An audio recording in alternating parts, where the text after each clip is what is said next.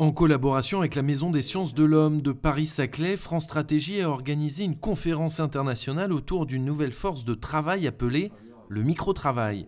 Ce phénomène est international. La plateforme la plus connue est Amazon Mechanical Turk, mais on ne connaît pas exactement le nombre de pratiquants. C'est une forme de travail qui passe par des plateformes sur Internet qui a comme caractéristique en fait que ce sont de toutes petites tâches de travail qui sont décomposées, qui consistent à reconnaître une image, traduire un bout de phrase, analyser un petit peu de données.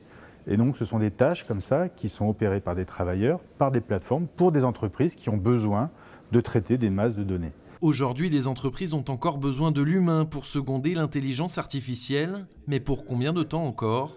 En France, en 2018, 23 plateformes proposaient des tâches à des micro-travailleurs avec un atout, la flexibilité du temps de travail. Il y a une forme de symétrie entre l'offre et la demande. Nous, ce qu'on propose, c'est de dire à nos contributeurs, vous venez quand vous le souhaitez, vous contribuez tant que vous voulez, vous pouvez faire une tâche et repartir, 10 tâches et repartir. Effectivement, cette flexibilité-là fait que de l'autre côté, il y a une forme de symétrie de la part de la plateforme et que donc on n'est pas sur de l'emploi traditionnel, on est plutôt en train de proposer une forme de complément de revenu. Une des caractéristiques du micro-travail, les micro-travailleurs sont surtout payés de quelques centimes à quelques euros par tâche et non en salaire ou en fonction du SMIC. Pour Magali, micro-travailleuse depuis 4 ans, le micro-travail n'est pas juste un complément de revenu. Payée 15 € de l'heure, 20 heures par semaine, elle accumule les micro-tâches en français et en anglais. Alors c'est contraignant seulement dans le sens où il faut savoir rester assise devant un ordinateur. Après, je trouve pas ça très contraignant. J'ai une énorme flexibilité dans mes horaires. Je peux travailler d'où je veux, ce qui me permet de rentrer souvent à Paris également pour chercher d'autres contrats. Donc j'emporte mon ordinateur et je travaille d'où je veux. Je sais que je peux rebondir à tout moment si on me dit que c'est terminé.